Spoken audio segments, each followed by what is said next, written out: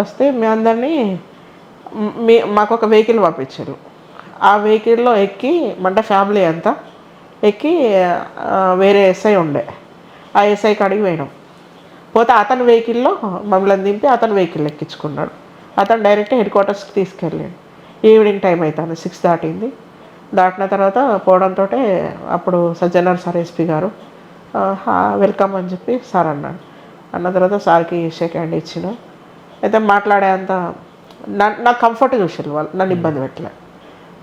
మాట్లాడగలుగుతారా, ఎట్లా ఉన్నారు, హెల్త్ ఎట్లా ఉంది అంటే 2-3 డేస్ నేను జర్నీ చేసిన, బాడీ పెయిన్స్ ఉన్నాయి అండ్ ఫీవర్ ఉంది, నాకు త్రోట్ కూడా కొద్దిగా ఇన్ఫెక్షన్ టైప్ ఉన్నది, కొద్దిగా రెస్ట్ తీసుకుంటా నేను అని చెప్పిన. అంటే అక్కడ హెడ్ క్వార్టర్స్లో హాస్పిటల్, చిన్న హాస్పిటల్ ఉంటుంది, దాంట్లో మెడిసిన్ ఇప్పించారు.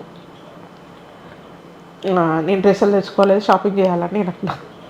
అంటే ఆ ఎస్ఐనే వెహికల్ ఇచ్చి వాళ్ళ గన్మెన్ వాళ్ళ డ్రైవర్ని ఇచ్చి మమ్మల్ని హన్మకొండలో షాపింగ్ చేయించుకున్న తర్వాత నైట్ 10 అయినట్టున్నది. మళ్ళీ మావయ్య వాళ్ళ ఇంటికాడ డ్రాప్ చేసేది. అయితే ఒక క్వశ్చన్ అడిగిన నేను సజ్జనార్ సార్, ఇప్పుడు మీరు ఇప్పుడు ఫ్రీగా వదిలిపెడతాను కదా, నేను ఇంటికి పోతా, ఇంటికి పోయినాక మిడ్నైట్లో పోలీస్ వాళ్ళు వచ్చి మళ్ళీ నన్ను అరెస్ట్ చేయాలని గ్యారెంటీ ఏంటి అని నేను అన్నా. ఓకే అంటే ఫోన్ నెంబర్ రాసింది.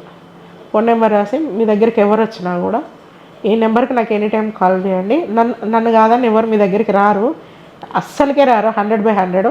మీరు డౌట్ చేస్తున్నారు కాబట్టి ఈ నెంబర్కి నాకు కాల్ చేయండి, నేను మాట్లాడతాను, మీకు ఎట్లాంటి ఇబ్బంది ఉండదు, మీరు చాలా హ్యాపీగా ఉండొచ్చు. కాకపోతే ఏంటంటే సడన్ అయిన మ్యాటర్ అనేది ఇప్పుడే ఎవరికి లీక్ చేయకండి, ఎవరికి కూడా ఇంటర్వ్యూస్ అట్లాంటివి ఏమి ఇవ్వకండి, మీడియా ఏంటిది ఎమ్మటే పాకిపోతూనే ఉంటుంది, ఇట్లా ఆల్రెడీ పాకిపోయింది. రోజు మీడియా వాళ్ళు వచ్చుడే మాట్లాడే అదేంటంటే అప్పుడు సెన్సేషన్, నేను చనిపోయినా అని పేరు పడి మళ్ళీ సరెండర్ కావడం ఏదైతే ఉన్నదో దాన్ని కొద్దిగా బాగానే హైలైట్ చేసినాం కదా. అది ఒక 10-15 డేస్ వరకు